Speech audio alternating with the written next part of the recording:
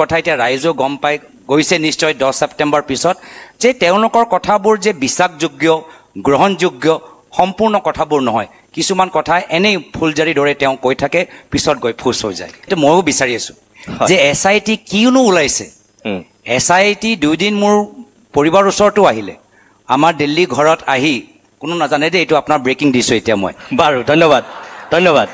হয় এইটো কোনো নাজানে এসআইটি দুই দিন মোৰ দিল্লী বাহগ্ৰহত আহি মোৰ পৰিবাৰ গৰাকীক বিভিন্ন গোটেই কথাখিনি খুদিলে মোৰ ওচৰতো অহা নাই এটো মই কৈ দিছো দেই আপোনাৰ পৰিবাৰক খোধা পিছত কিন্তু আপোনাৰ খোধা কথা আছিল না 10 ছেপ্টেম্বৰ আগত খুদিব লাগিছিল হেতুকে কলো ৰিপৰ্ট দি আগত খুদিব লাগিছিল যদি ইমান অভিযোগ তো মোৰ পৰা খুদিব লাগিছিল মই সময় নাপালো নহলে মই নিজে এসআইটি অফিচত গৈ পালেহেঁতেন কেতিয়াও কতো নোকোৱা কথা স্বাধীন প্ৰতিদিন গোষ্ঠীৰ কনক্লেভত কলে গৌৰৱ গগৈয়ে বিয়াৰ পাছত এবাৰেই গৈছিল পাকিস্তানলৈ মুখ্যমন্ত্ৰীয়ে 15 বাৰ পাকিস্তান ভ্ৰমণ কৰা বুলি অনা অভিযোগ মিছা এসআইটিৰ প্ৰতিবেদন ৰাজহুৱা কৰিবলৈ প্ৰত্যাহ্বান জনালে মুখ্যমন্ত্ৰীক তো 2013 চনত বিয়া কৰিলো 14 চনৰ ফেব্ৰুৱাৰী মাহত এবাৰ পাকিস্তান গৈ আহিলো কিন্তু বিজেপিৰ ফালৰ পৰা কৈ থকা হৈছিল যে আপুনি 15 বাৰ মান গৈছিল আৰু আনকি মুখ্যমন্ত্ৰী কৈছিল যে আইএসআই মই সেইকাৰণে বিচাৰো এসআইটি ৰিপৰ্ট আপলোড কৰক মইও জানিবলৈ বিচাৰো কোন গ'ল মুখ্যমন্ত্ৰী কেতিয়াবা বডি ডবল দেখা পায় মইও জানিবলৈ বিচাৰো কোনবা মোৰ বডি ডবল ওলাইছে নেকি মইতো সাৱধান হ'ব লাগিব মইতো গ'লো এবাৰ হ'ব পাৰে মোৰ বডি ডবল 14 বাৰ গ'ল ও কোনজন মইও ধৰিবলৈ বিচাৰো কি আধাৰ নম্বৰ কি পাছপোৰ্ট নম্বৰ লৈ গ'ল মইও ধৰিবলৈ বিচাৰো মোৰ সুৰক্ষাৰ কাৰণে মই বিচাৰো কোনজন গ'ল মই এসআইটি ৰিপৰ্ট ফাইল কৰক মই হে বডি ডবল ওপৰত মই কেছ দিম পত্নী বিদেশী সন্তানৰো নাগৰিকত্ব নাই ভাৰতত ইয়াকে লৈ মুখ্যমন্ত্ৰীয়ে কৰাৰ ৰাজনৈতিক আক্ৰমণৰ প্ৰত্যুত্তৰ গৌৰৱ গগৈৰ পৰিয়ালত কোনোবা বিদেশী আছে নেকি নাজানো মই শুনা পাইছো দেই কিন্তু তেওঁ নিজৰ পৰিয়ালৰ ভিতৰতে কোনোবা বিদেশী আছে সেইটো কথা ক'ব লাগে এতিয়া আমাৰে কিমান অসমৰ মানুহ ব্ৰিটিছৰ নাগৰিক হৈছে আমাৰে কিমান অসমৰ মানুহ আমেৰিকাত গৈ গুগল আৰু এপলত কাম কৰি আছে এতিয়া তাত গৈ নিজৰ ইণ্ডিয়ান পাছপোৰ্ট ত্যাগ কৰিলে তেওঁ কম অসমীয়া হৈ গ'ল নেকি মোৰ বিয়া আগত মোৰ মায়ে মোক কৈছিলে যে তোমাৰ 2014 চনত নিৰ্বাচন আহি আছে বিদেশী লগত বিয়া কৰিবলৈ গৈ আছা ৰাজনৈতিক চৰ্চা হ'ব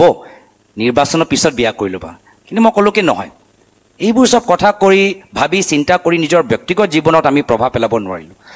আৰু ৰাইজে এজন অসমীয়া যুৱকক বিদেশী বিয়া কৰা বেয়া পোৱাতকৈ তেওঁ যিদৰে একদম অসমীয়া একদম মেখলা চাদৰ পিন্ধি শিকি ই আমাৰ মাজত আহিলে অসমৰ মানুহে যিদৰে আৱৰি ধৰিলে যিদৰে স্বাগতম জনালে হেয়া হ'ল আমাৰ অসমীয়া সমাজ আমাৰ অসমীয়া সমাজ উদাৰ আমাৰ অসমীয়া সমাজ ইমান মানে নেৰো মাইণ্ডেড নহয় যেনেদৰে মুখ্যমন্ত্ৰী সজাবলৈ বিচাৰে যেতিয়া তেখেতে 10 ছেপ্টেম্বৰৰ কথাটো খুব কৈছিল তেতিয়া আপুনি মৌন আছিল মোটামুটি আপুনি মৌন তেখেত খৰব আৰু এতিয়া যেতিয়া 10 ছেপ্টেম্বৰৰ ওচৰ পাইছিলহি বা এতিয়া 10 ছেপ্টেম্বৰ হৈ গ'ল এতিয়া আপুনি খৰব তেখেতক খুদিলে তেখেতৰ গাত বিচাই ডকাতি ডাকে এতিয়া মোটামুটি যিজনে ভুল কৰিবলৈ গৈ আছে মই কিয় শুদ্ধ কৰোঁ যেতিয়া নিজে এটা নিজৰ কাৰণে এটা ডাঙৰ জাল বনাই আছে য'ত দুটা ভৰি জাম্প মাৰি তেওঁ পৰিব তো মই তেওঁক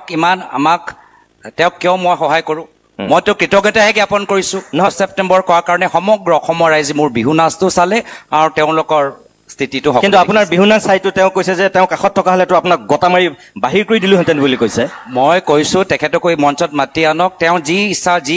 যি গান তেওঁ ভাল পাই লগাই দিয়ক তেওঁ নাচক আমিও নাচক অলপ ফূৰ্তি কৰক ইমাননো সৰব হ'বলৈ কিনো কথা আছে আমি আৰু মুখ্যমন্ত্ৰী কথা আমি শুনিবলৈ বিচৰা নাই একেহে ফাটা পুৰণি টেপৰ দৰে একেখিনি কথা কৈ আছে এসআইটি ৰিপৰ্টটো ৱেবছাইটত আপলোড কৰি দিয়ক আমি অসমৰ ৰাইজে নিজে পঢ়ি ল'ব তেখেতৰ ওচৰতো মোৰ ফাইলৰ পৰা মোৰ ইতিহাসৰ পৰা প্ৰায়তো মুখ্যমন্ত্ৰীৰ ৰেকৰ্ডৰ পৰা যথেষ্টখিনি সুবিধা আছে কিছু অভিযোগ ওলাবলৈ কিন্তু দেখা পালে যে নহয় মই যিখিনি কথা যোৱা লোকসভাত ক'লোঁ নিৰ্বাচন সময়ত যে মোৰ প্ৰায়ত পিতৃ 15 বছৰ মুখ্যমন্ত্ৰী মোৰ নামত কোম্পানী খোলা নাই মোৰ বাৰ নামত চেনেল খোলা নাই মোৰ মাৰ নামত বাগান কিনা নাই মোৰ কোনোবা ককাইদেউৰ নামত ৰিজৰ্ট খোলা নাই সেইখিনি কথা সঁচা প্ৰমাণ হোৱাৰ কাৰণেহে ফ্ৰাষ্ট্ৰেশ্যনত এই পাকিস্তান কিবা চিগ্ৰেট চিনেমা ওলাবলৈ বাধ্য হ'ল এতিয়া আমি তেখেতক সুবিধা দিয়া নাই এইটো আমাৰতো ভুল নহয় তো তৰুণ গগৈদেৱ কংগ্ৰেছ চৰকাৰ দিনতে এনআৰচি প্ৰক্ৰিয়া আৰম্ভ কৰিছিল এনআৰচি কিয় কৰিছিল কি যদি অবৈধভাৱে বাংলাদেশী ক'ৰবাত আছে ধৰা পৰিব আমি তেখেতক ইয়াৰ পৰা বিদায় দিব পাৰিম কিন্তু এনআৰচি অধুৰা কোনে ৰাখিলে শুদ্ধ NRC ক'ব কিয় দিব পৰা নাই